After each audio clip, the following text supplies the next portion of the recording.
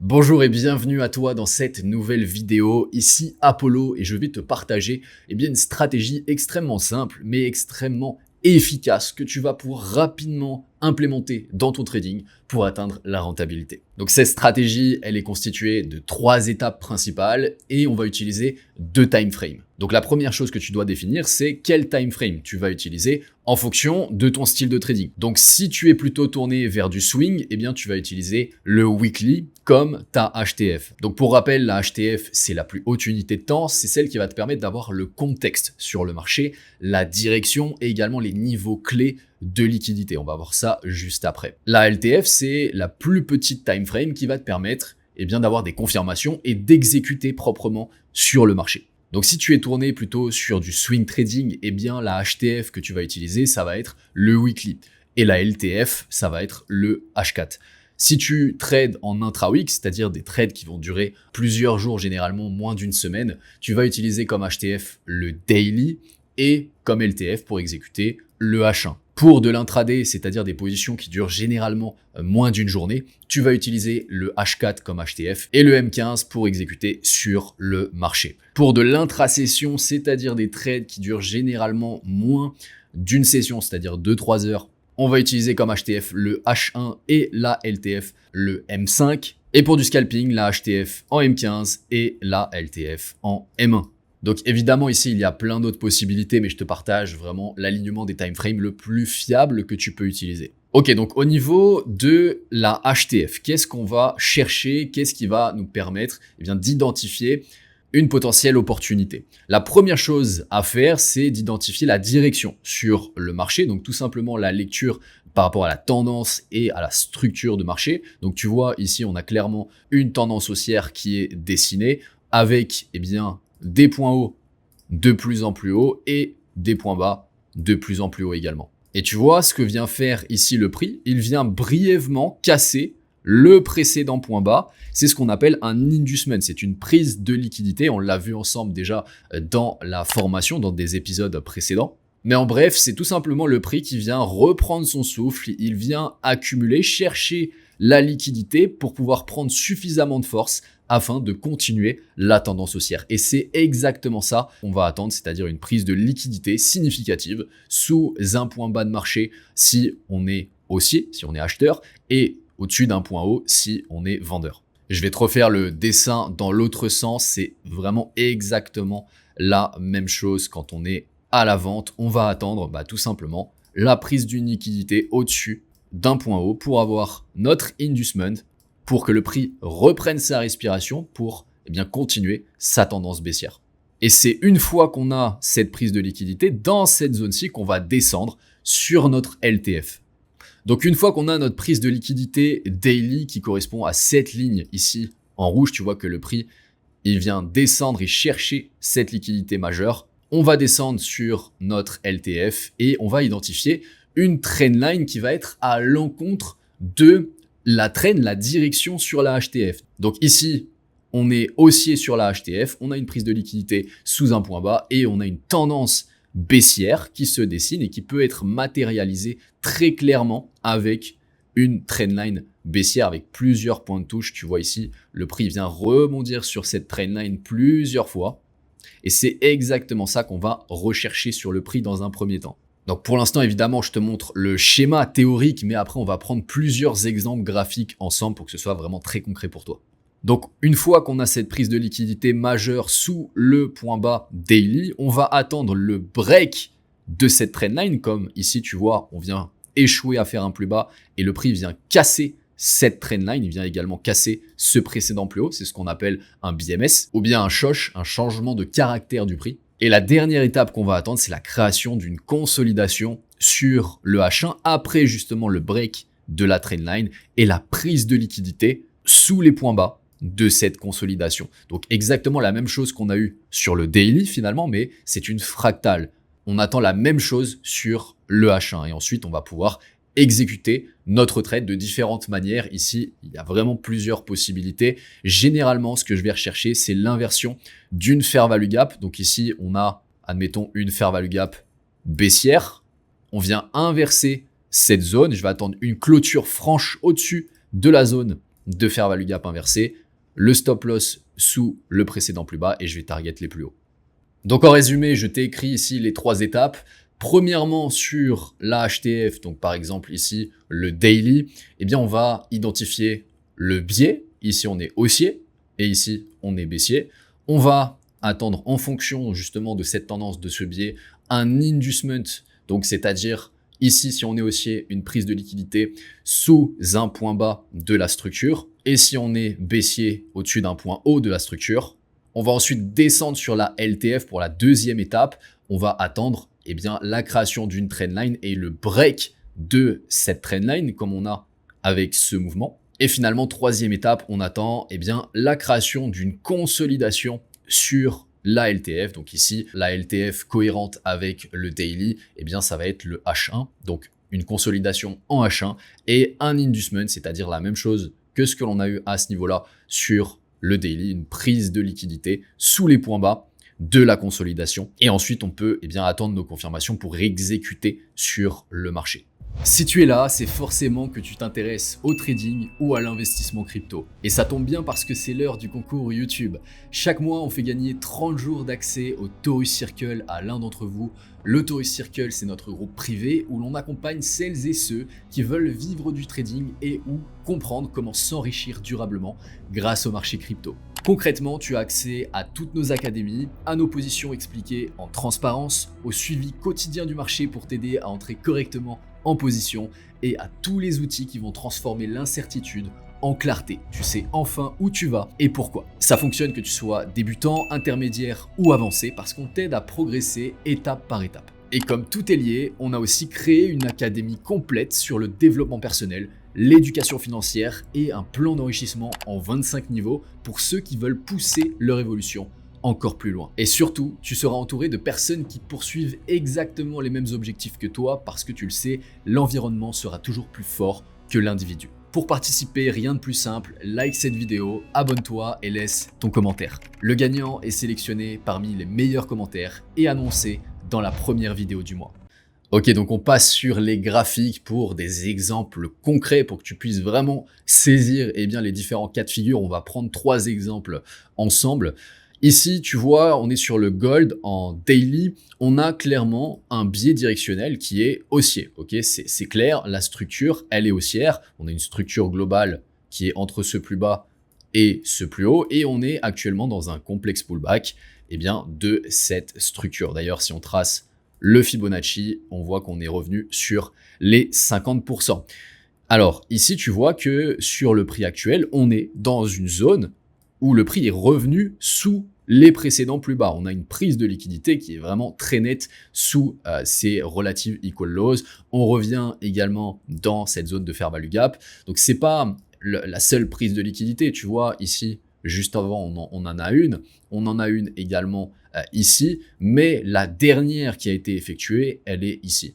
Donc là, ça veut dire que tu as rempli ta première étape. Tu as identifié le biais directionnel sur la HTF et tu as attendu eh bien, une prise de liquidité significative. Donc, tu peux descendre sur le H1 pour eh bien, y voir plus clair à l'intérieur du prix.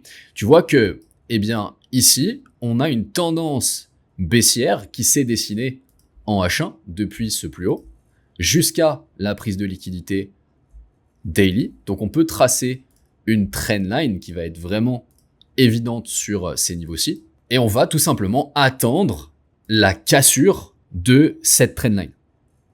Donc on fait défiler le prix. Ok, tu vois que ici, le prix vient casser vraiment nettement la trendline avec un displacement.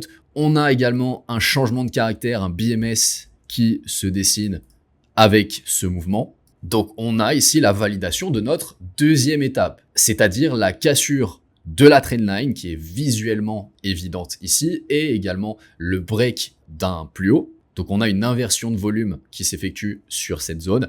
La troisième étape, c'est d'attendre la création d'une consolidation et une prise de liquidité sous les plus bas, donc un nouvel inducement en H1 pour pouvoir se positionner sur le marché. Tu vois qu'ici, le prix, il vient consolider autour du point de rupture. En fait, en réalité, il vient retravailler cette zone de fair value gap qu'il est en train d'inverser. On a vraiment une consolidation qui s'effectue sur ces niveaux. On va attendre eh bien, une prise de liquidité sous les points bas de la consolidation. Si elle arrive, eh bien, ça peut être notre troisième étape et notre confirmation pour pouvoir eh bien, entrer à l'achat sur le marché. Donc on va voir si le prix vient effectuer cette prise de liquidité. Effectivement, on vient saisir ces plus bas.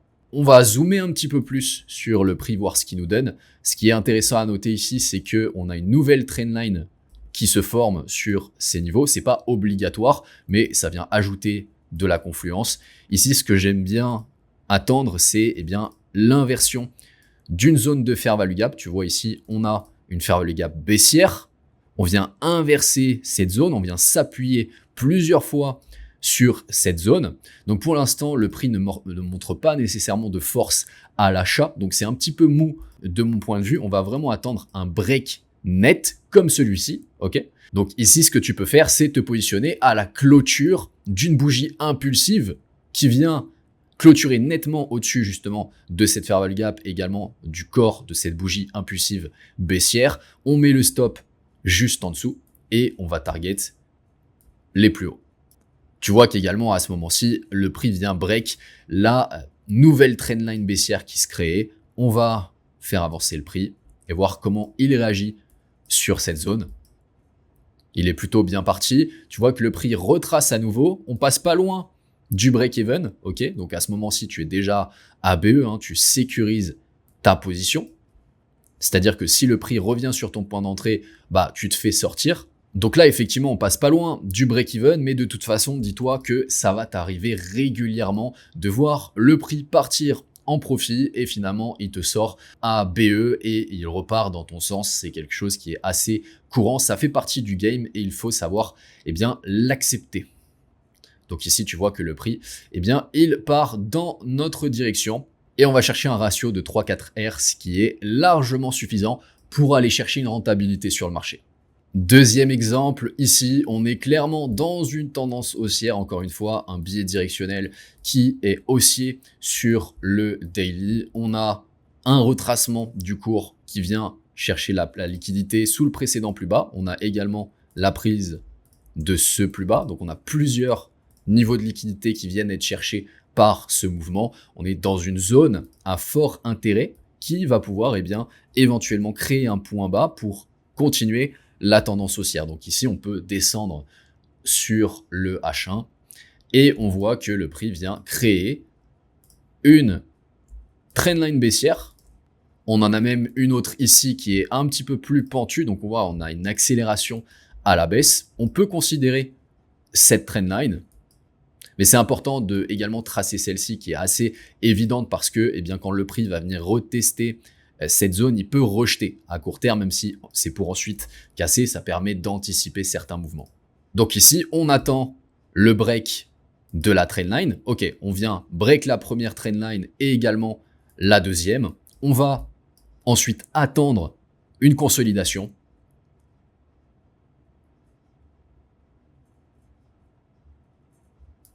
Ok, donc on a ici une phase de consolidation qui prend d'ailleurs la forme d'un pattern de réaccumulation en 1, 2, 3. On peut considérer qu'on a ici la prise de liquidité sous le précédent plus bas. Donc on va attendre l'inversion, par exemple, de cette fair value gap baissière et que le prix nous indique que vraiment il a suffisamment de force pour repartir sur des plus hauts. Ok, ici, on voit qu'on a une clôture franche, on a un rejet ici des plus hauts, ça nous indique que potentiellement, cette fair value gap-ci nous sert encore de résistance. Donc, c'est un petit peu léger comme confirmation. Tu vois effectivement que, pour l'instant, le prix rejette cette zone. Ok, on a ici une clôture franche, on peut se positionner à l'achat sur ces niveaux, le stop loss sous le précédent plus bas et on target les plus hauts.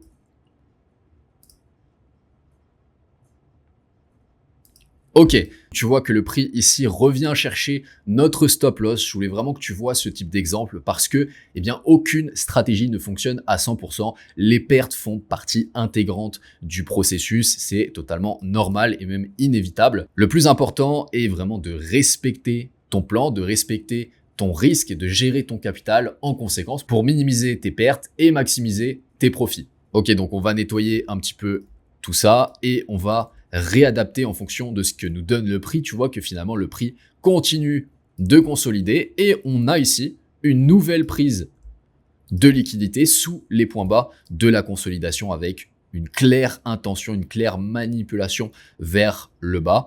On a une fair value gap baissière qui se forme ici. On va attendre de voir si le prix vient inverser cette zone de fair value gap. Ici, tu vois qu'on a une claire intention baissière avec un mouvement impulsif qui vient inverser cette zone. On peut exécuter à la clôture de cette bougie et on vient mettre le stop loss juste en dessous pour ensuite target les plus hauts. On va faire défiler le prix et on voit qu'il part dans notre sens. On peut même aller target les 4 R sur ce trade.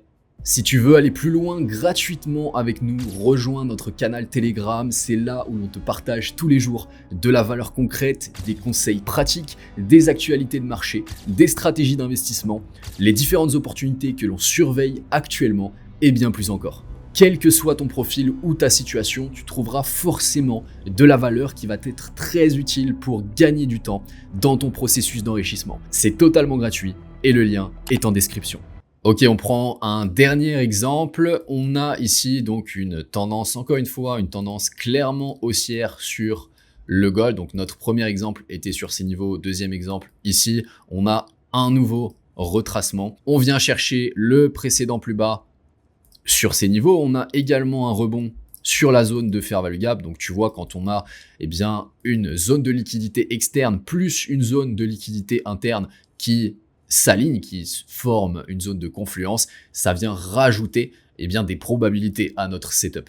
Donc ici, encore une fois, biais directionnel haussier, zone de support clé, on peut descendre dans cette zone sur le H1 pour chercher une possible entrée. On voit que on a depuis le plus haut une tendance baissière qui se dessine en H1. On peut tracer une trendline ici. Ici, tu vois que le prix vient casser brièvement. Ça, c'est ce qu'on appelle un fake out. En fait, ce qu'il faut comprendre par rapport au trendline, c'est que ce n'est pas une ligne, c'est plutôt une zone. Tu vois qu'autour de cette zone, on a une résistance qui retient le prix. À partir du moment où on vient chercher le plus bas daily et également la zone de fair value gap daily, on vient rebondir dessus une première fois. On revient à nouveau. D'ailleurs, ici, on a un inducement, ça vient ajouter encore une fois de la confluence à notre setup. On va maintenant attendre la cassure de cette trendline. Ok, ici, on a une cassure franche. Tu vois que on vient casser brièvement, mais c'est pas vraiment impulsif. On revient une nouvelle fois sur notre zone clé. On a d'ailleurs un retest de cette trendline sur cette zone. On a ici un potentiel break de la structure. On a un displacement, on vient créer du déséquilibre. On va attendre la création, encore une fois, d'une consolidation et la prise de points bas sur cette consolidation pour pouvoir se positionner. Et oui, tu vois qu'ici, le prix ne vient jamais consolider. Il ne nous donne pas nos confirmations. Donc, tout simplement, next trade, ça va arriver parfois. Il ne faut pas se précipiter sur le marché. Si le prix ne te donne pas tes confirmations, ton setup, tu n'entres tout simplement pas et tu passes au trade suivant des opportunités. Il y en a tout le temps sur le marché et je vois trop souvent cette erreur de personnes qui cherchent vraiment une entrée, qui cherchent à se positionner, même si ça ne respecte pas à 100% leur plan. Ici, elles vont se dire, ok, j'ai ma cassure, je vais me positionner. Oui, ok, mais le fait de ne pas attendre vraiment une consolidation et une prise de liquidité, ça va diminuer tes probabilités. Donc peut-être que oui, sur ce trade, ça va passer, mais sur un grand nombre de trades, si ça sort de ton plan, tu verras que ce sera tout simplement moins rentable.